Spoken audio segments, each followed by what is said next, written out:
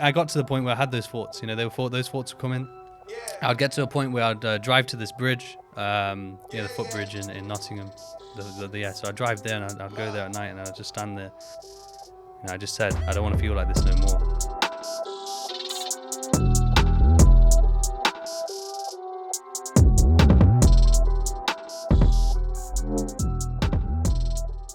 Welcome back, everyone, to another Words of Rizdom podcast. I am joined once again by my brother from another mother, Tomas Males. And so far, you've heard the journey, how me and Tomas met, our sort of mindsets. Then you've heard about, obviously, sort of the in-between stages about, going through trading and that sort of in-between stage. And now we're going to come up to sort of what's happened over the last, say, 12 months for Tomas. And also, I'm going to talk about, sort of a major event in my life. And something that shaped me into who I am and taught me many, many lessons and also brought me down into the gutter, if you will, as well. And we're going to really dive deep into mental health and depression, a huge, huge problem nowadays, unfortunately. And hopefully just give you some insight into, people that you may see as happy and successful and, driven and focused and working hard and providing value to others and helping others to achieve success and growth in their lives. And the fact that to do that and to be who we are, it took us and will continue to take us into the trenches, into the dark times, into the darkness, where there is no light. And what that feels like, what it took, the thoughts that came with it, and what allowed us to see light again, and the growth that came with that. Tomas, we have been awaiting this moment. I've honestly, I'm not lying to you. Because I knew we were going to do this for the last 2 to 3 weeks, and I knew that this was something that we were going to dive into. I've felt heightened in my emotions because I knew that I was going to talk about stuff that I haven't really thought about for years. And so I actually I thought in my head I need to bring tissues so that I'm not there on camera. Probably going to be some tears on this one, yeah. Snotting out and stuff. There might be. I've said previously on a podcast because I said naturally for some reason subconsciously I fight the tears will start to come or feel like they're going to come and then subconsciously they stop. And I don't know what that is, but whatever happens. But Tomas, we've talked so far about your journey. We talked about your journey and we've talked about obviously wanting to be a coach and obviously the trading aspect and what happened over these last 12 months. And you've definitely coined a term that I think is very, very fitting to probably a lot of people, unfortunately. But a lot of people, I wouldn't even say unfortunately, it's part of the journey and something that I think should be talked about more.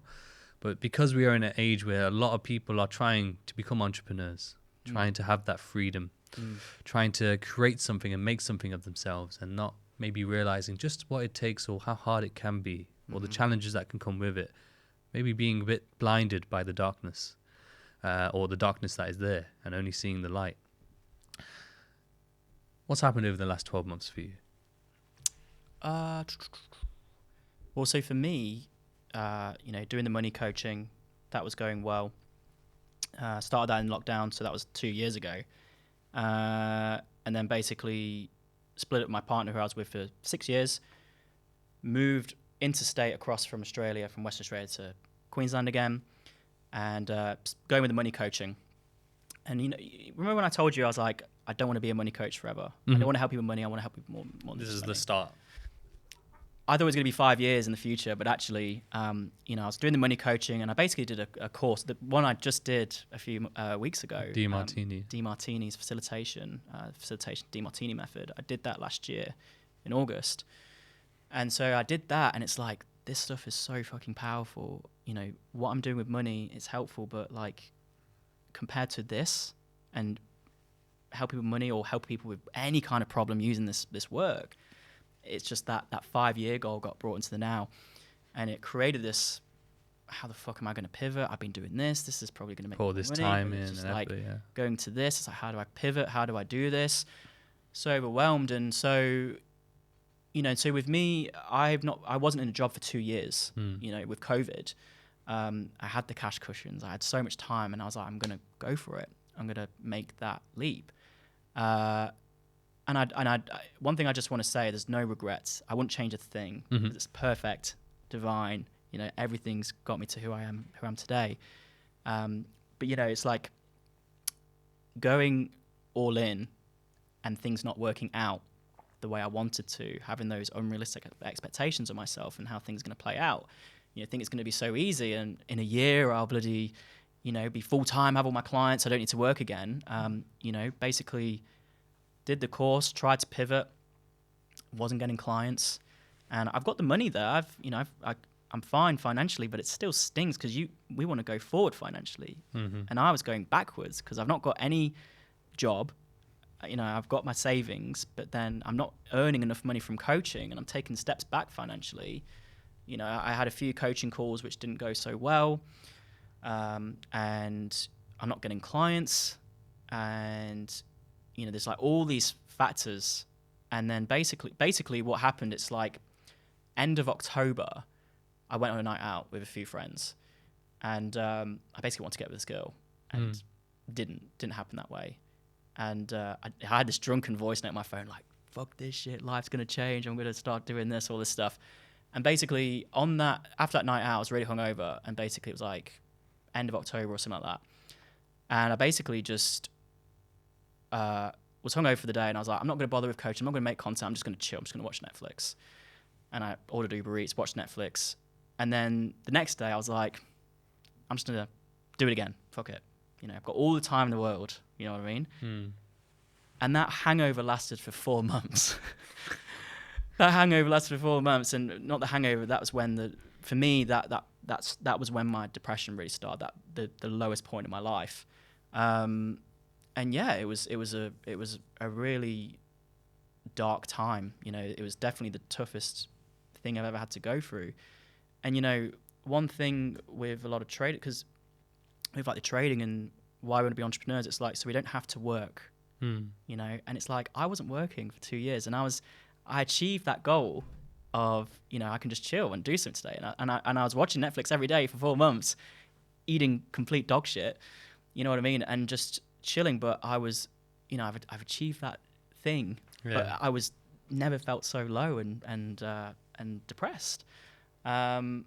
Yeah, it was tough, and you know, it was just like, I had like no meaning, like I wasn't doing anything, you know what I mean? It's just like, what was the like thought processes that would happen during that period? What was the thought process? You know, like patterns, you know, like what would you be thinking? You know, you'd wake up. Just I'm not good enough, you know what I mean? Like, my thing was, I've experienced setback.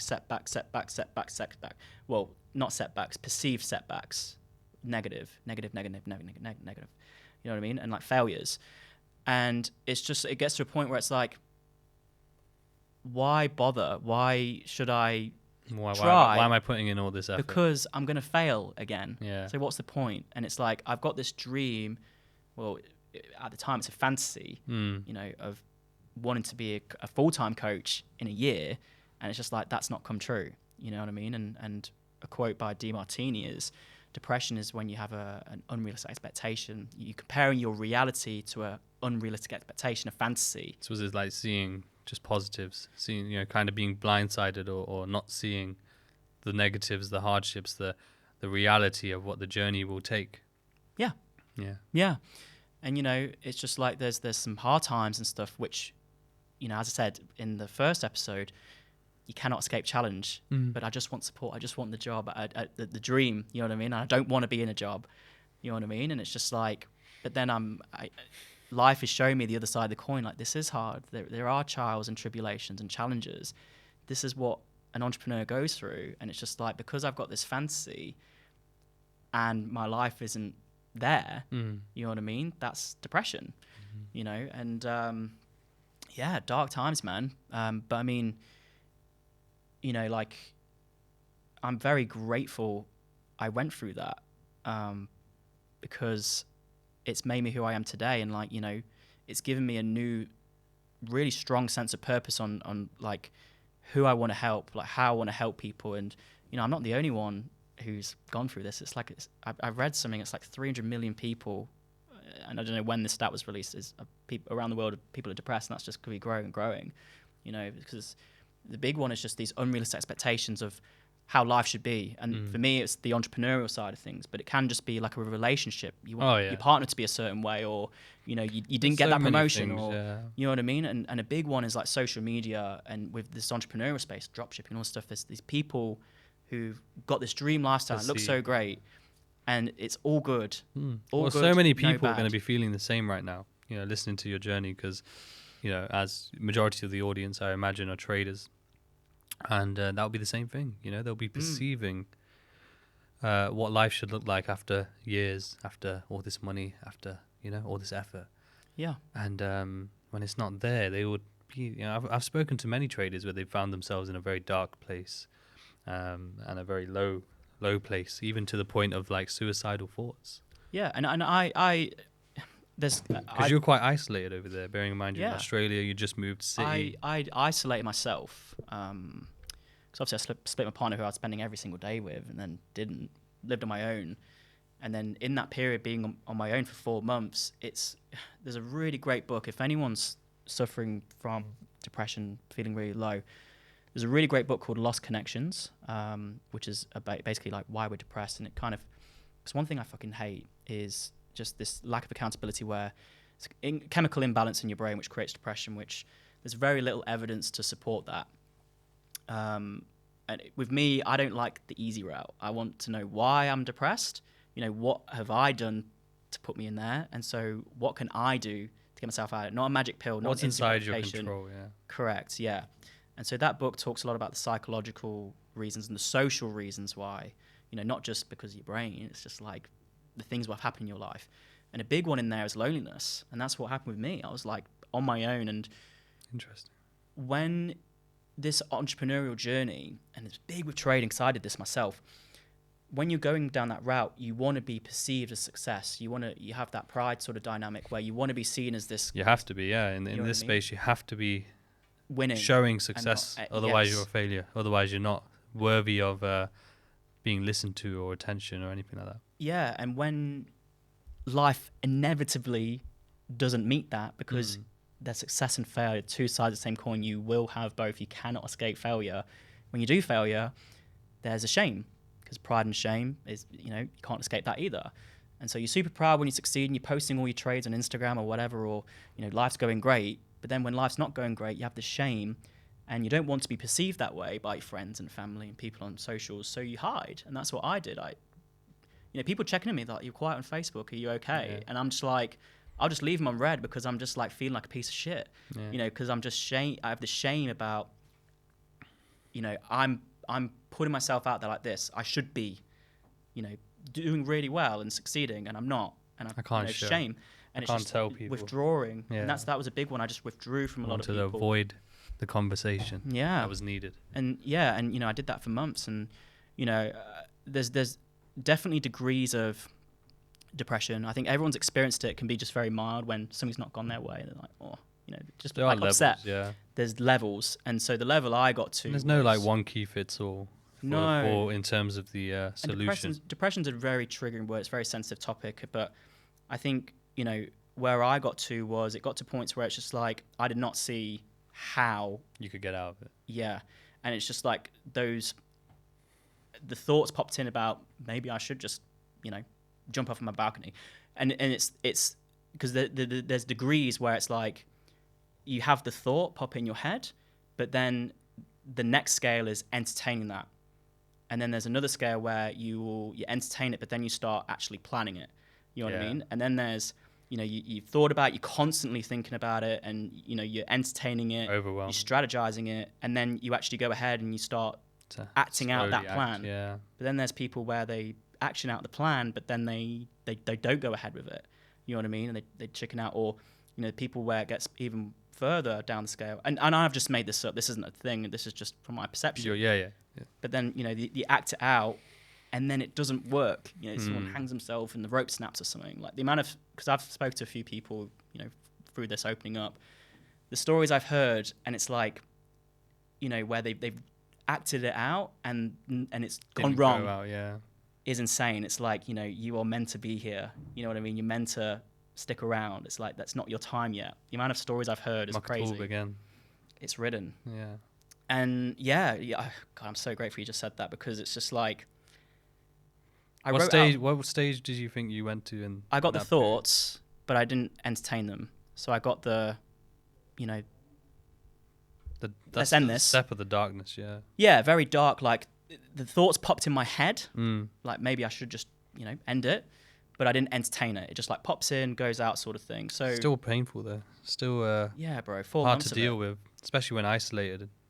Yeah. And so it's just like it's not a fun place to be in. But back to what you just said, I'm so grateful I went through that period, because I wrote a purpose statement. I think it was September last year, and it's basically like, the start of it was, I want to learn, grow, develop myself, to become the best version of me.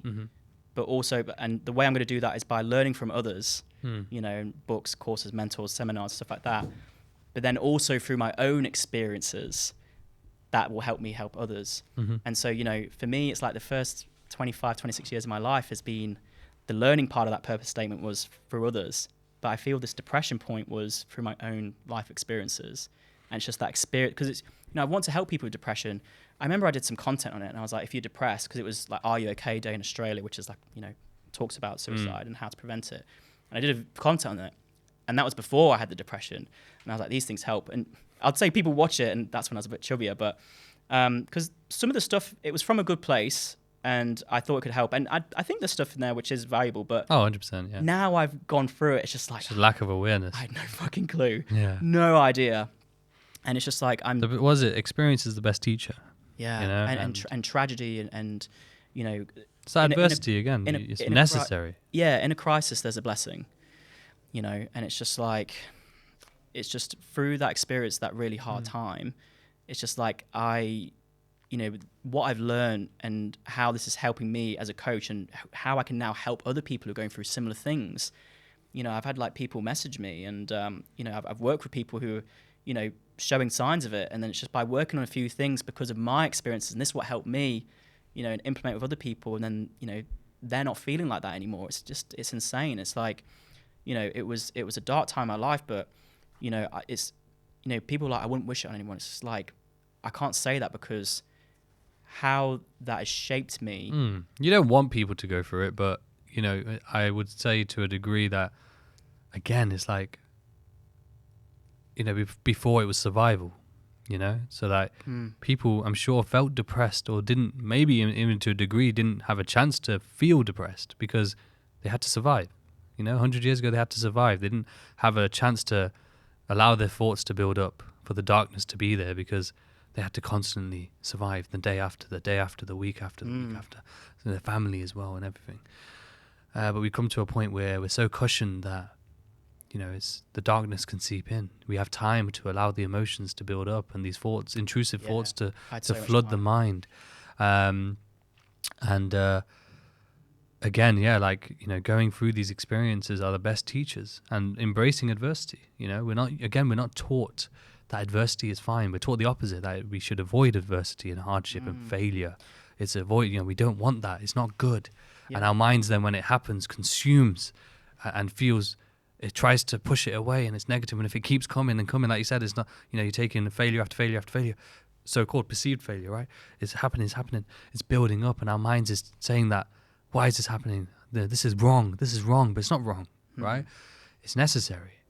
What was it that helped you to sort of like pivot away from that, though? Because I remember when we spoke, and my advice to you was, obviously because I'd been through it before, which we'll talk about in a moment, was that you have to make a decision. You have to decide that you don't want to feel that way no more. That's where I'm getting teary. It's okay, but that was what worked for me, so that's all I could share. I could only share that, hey, you have to decide, brother. You have to decide that you don't want to feel that way. You don't want to have those thoughts no more. You want to do more or better or change, Yeah. And I remember I said that to you. It was a while. It was, there was a period before, in between that, where you were still going through it. It wasn't the case I told you that and bang. But like, what was it that helped you to step away, come out of that? Yeah. It's not emotional tears. It's like gratitude for you. But what really got me, imagine like a chart, and the lowest low on the chart, that point for me was when I spoke to my mum. And I talk about the lowest low because you can't get any lower, and that was the coming out of it sort of thing. Is there like tears all in my face? No. This is why I needed tissues, but yeah. So I'm just thinking, when you got the occasion one, it's okay, but when it's just like don't blubbering worry. mess, It'll be good for the thumbnail. It's fine. Yeah, just.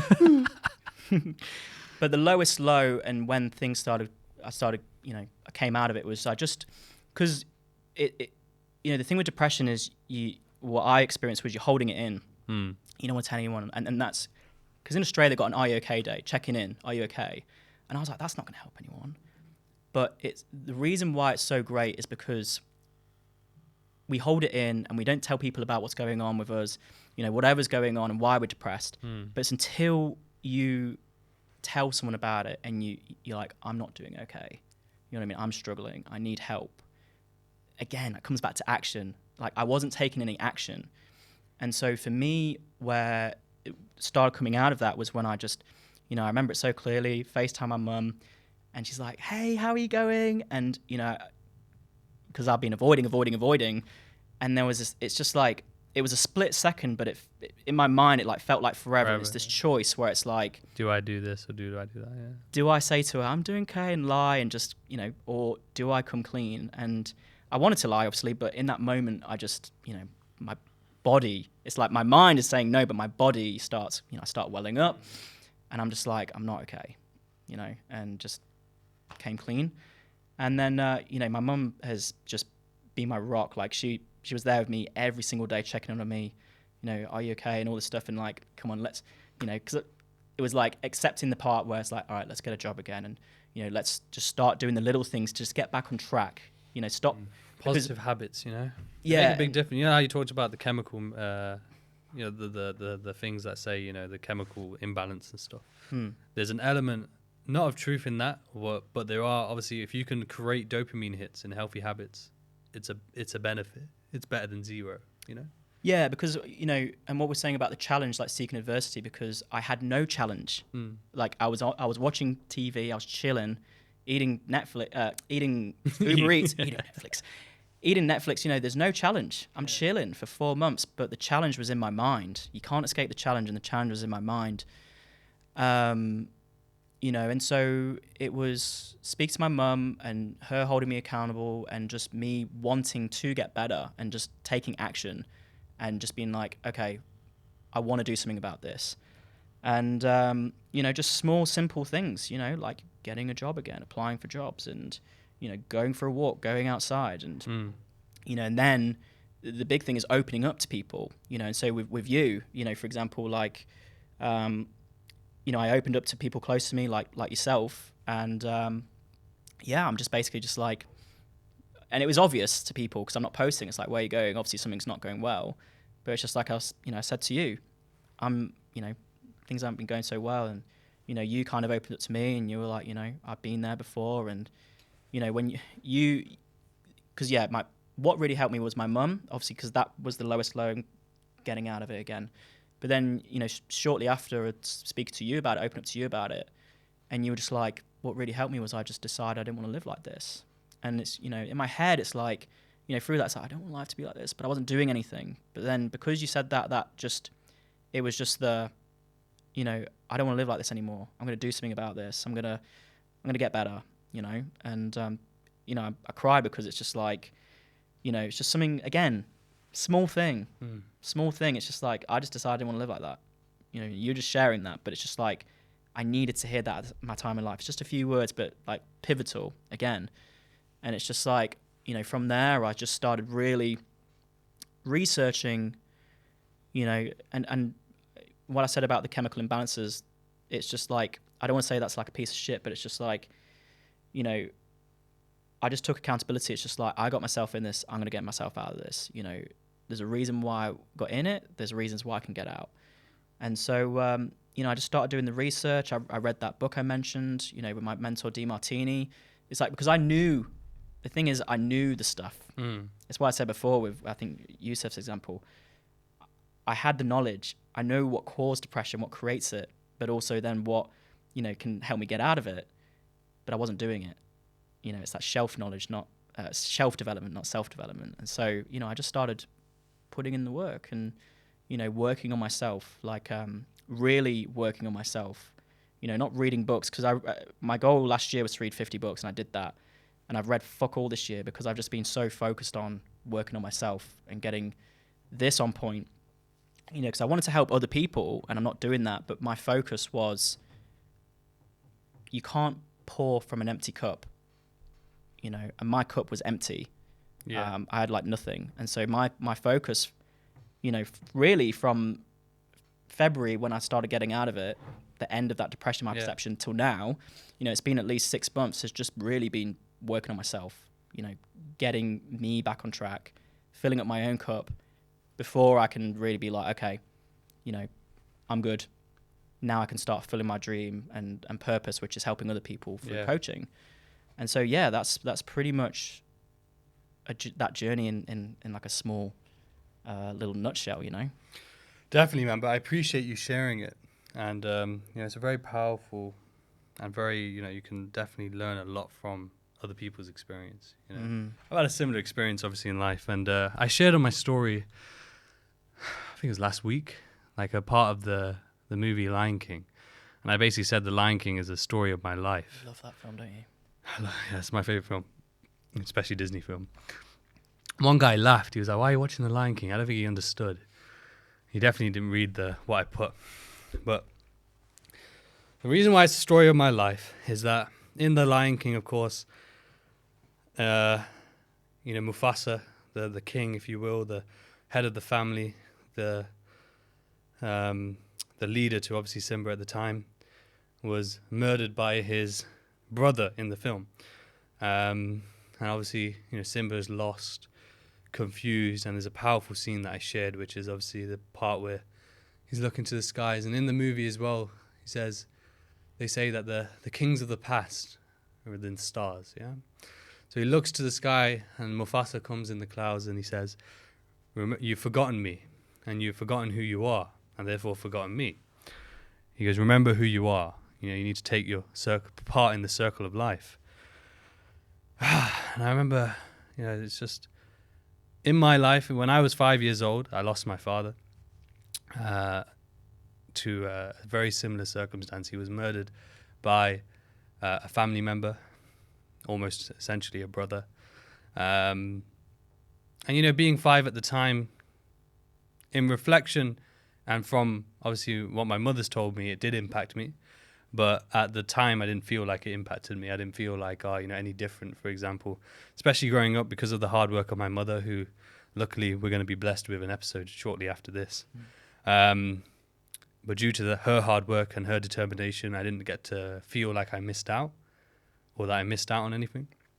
However, I did end up going through depression when I was about 17, 18, because it resurfaced all these feelings and thoughts and, you know, again, scenes like that where essentially I had forgotten who I was, you know, and forgotten about the power. You know, this is where my mindset came from. This is why legacy is so important to me, because losing him at 5 years old, but yet hearing 20 years on, 20, however many years now, 22, I think, 23, you still hear people who knew him saying he was so compassionate, so loving, so caring. And that's legacy, you know, no money, nothing, just that's pure legacy. He was the head of the household. So like the comparisons in terms of the Lion King of my life is literally 1-to-1, you know what I mean? Like it's just a direct copy of my life. And I've never heard you tell me this story. It's really inspiring, bro. Yeah, it's mental, honestly, bro. Because like, again, like, no, growing up, I didn't know any different. So like, for me, that's why I have such a disconnect with loss and grief, and I don't understand it, because for me, like, it's like, it happens, you know, it's part of life. But yeah, I understand, you know, that's not how things work. And obviously I haven't had a major loss in that sense since then. So I don't have anything in comparison to now.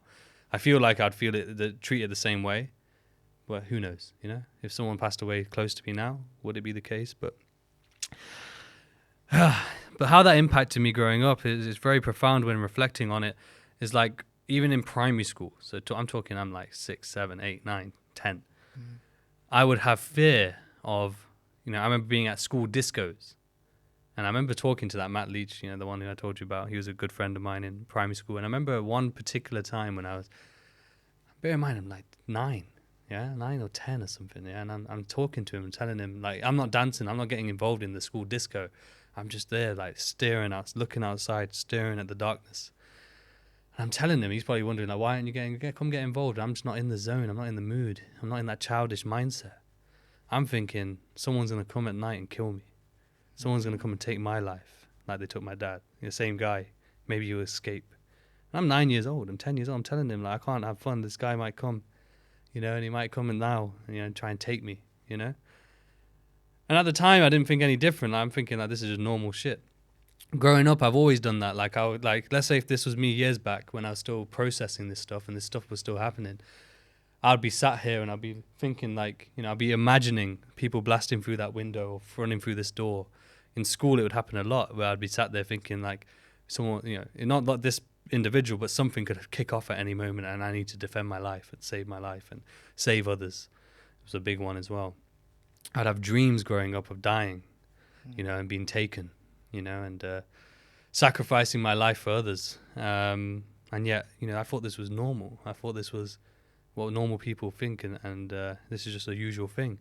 And this went on for over a decade into my late teens, where then it resurfaced. And I've talked about my depression before, where in a sort of small scale, where I thought, my first love, if you will, I thought, and I remember that one. Yeah, and it made it resurface, these thoughts. And at the time, it was thoughts like, I don't know the sound of my father's voice. I don't know what his voice sounds like. I don't know who he was. I don't know what it's like to have a dad or to have that male advice to tell me how to talk to girls or how to shave or how to conduct myself as a man, So I was questioning myself.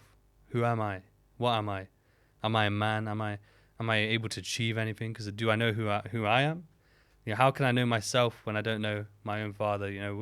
The person I come from. Whom apparently I'm a spitting image of.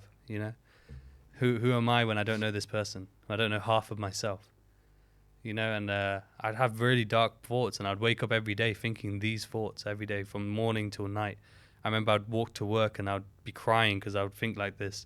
I'd start crying in the street. I'd start crying whilst I'm at work in a call center, and I'd have to hide the tears and try and center myself and hide that away. To be honest with you, at the time, I don't remember speaking to anyone either. I didn't have the notion of speaking to anyone.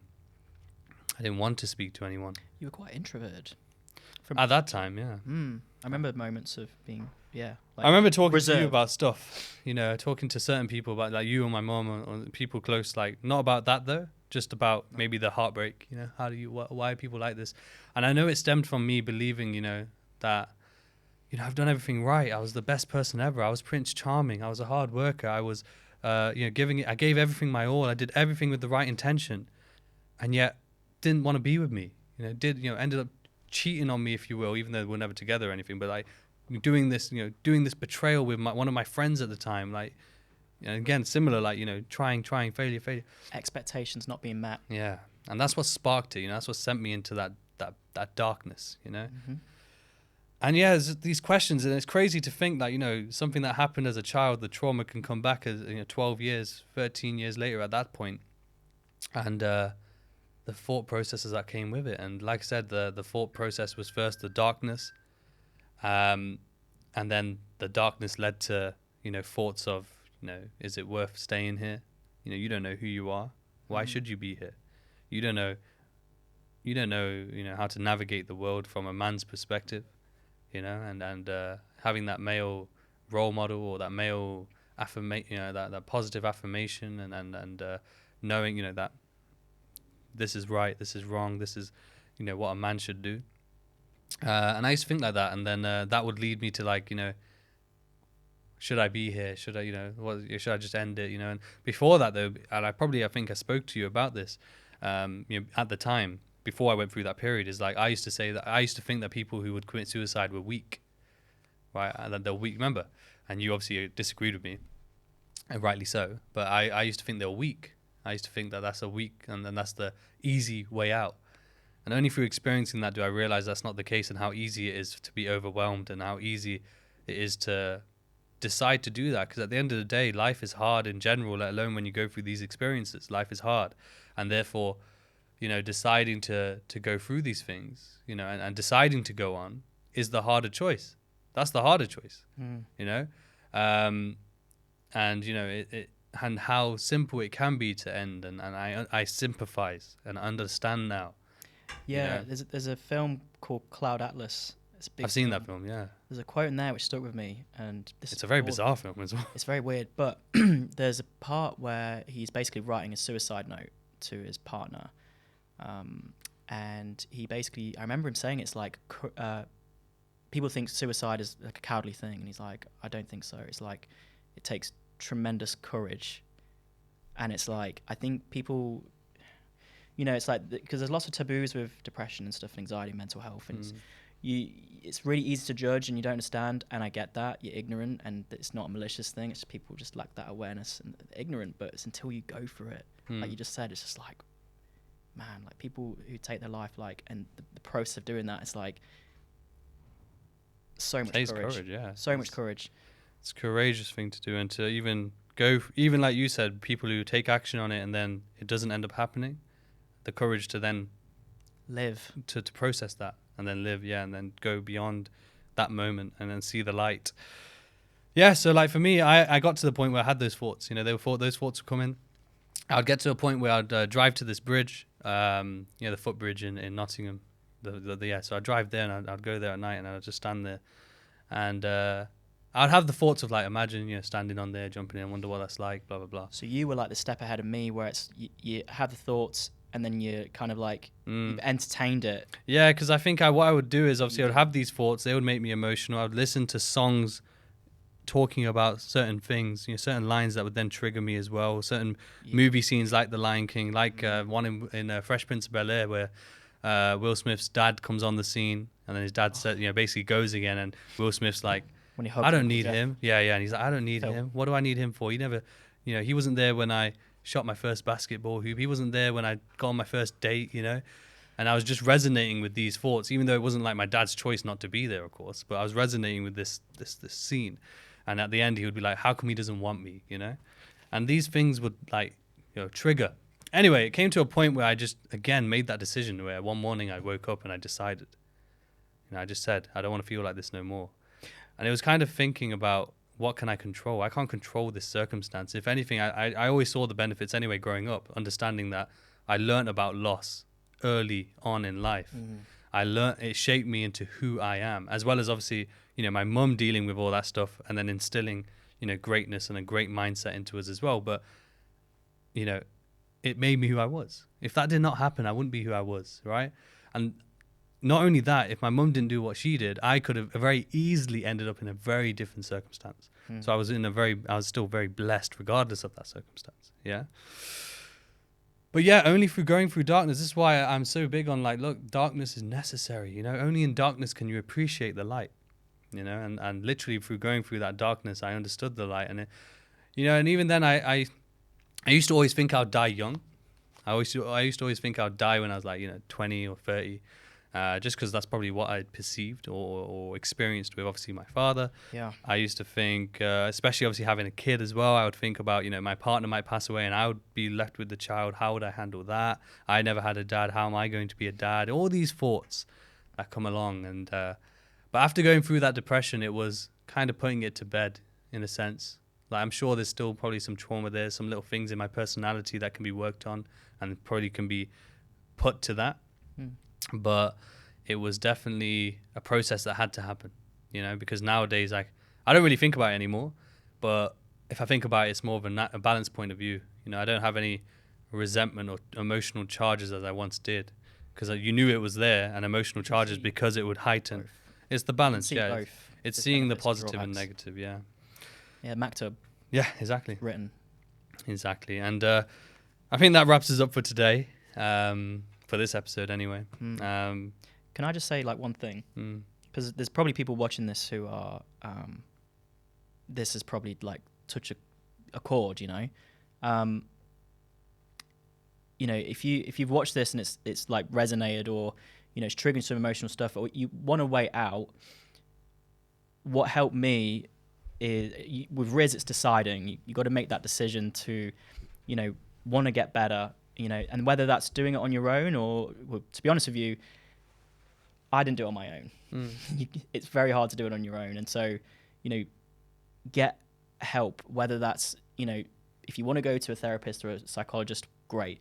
If it's just a friend, that's why Are You Okay is so powerful. It's like, what really helped me was just talking about it, because then when you've told someone, you've shared your dirty little secret, it's a weight off the shoulders. Yeah. It opens the door to being able to change and welcome difference. Yeah. And you're like, with my mum, she held me accountable to get better. And, so it's like, I just wanted to really make sure, like, if you're watching this and you're struggling, you're going through some dark times and you're bottling it all up and you feel the shame like what I felt, it's like, it's okay to go through these things. Like, we're human beings. We all go through the ups and downs. And if you're in that down point, it's like, it's not a bad thing. We all go through that. We all resonate and we relate. And, when you share your story, like, people will be there to help you. And, if you feel like you don't have anyone to reach out to Riz, reach out to me, That's why I love what I'm doing, Exactly. And it's just like, just speak to someone is just all I would say, if you're in that place and you're struggling and you get into that point, it's just like, talk to someone, anyone, just get it off your chest. And, because with me... What's the worst that can happen, It can't get any worse, right? Yeah. Can't get any worse. So the best thing you can do is just speak. And if it doesn't help, at least you tried, you know what I mean? But the reality is it will help, because it's... When you bottle up, the way I describe it is like you're bottling up a beast. And if the beast only gets angrier when it's bottled up. It only wants to get out even more. So you can bottle it up all you want, but eventually it's going to get out, and it will harm and cause harm to those around you, potentially to yourself, of course. So, by allowing the beast out, the beast gets into its natural habitat. It no longer is a beast. It settles and becomes more natural and being able to be handled, Yeah. But yeah, deep one. Yeah, I've never heard you tell that story and appreciate it. No, I appreciate you, man, honestly. I've got a lot of love for you. Like, Same, bro. It's just like the journey we've been on, and it's come full circle at this point. Well, we're still going. I'm sure it will overlap again, but for where we were 10 years ago or over 10 years ago to now, we're living what we were speaking about through actions, through ups, and more importantly, the downs has got us to here. Yeah, it's the downs where... And I'm sure there's more. Grow. Yeah, I'm sure there's more downs to come, more ups to come, but it's going to continue to go full circle as long as we take action and stay on our vision. But I appreciate you for coming, bro, honestly, and I can't wait for, obviously, the feedback and everything that we're going to get. Yeah. Let us know, obviously, any sort of dark periods you want to share in the comments below, or just your thoughts on, obviously, our journeys, if you will, and what we've shared today. But thank you, as always, and we'll catch you on the next episode.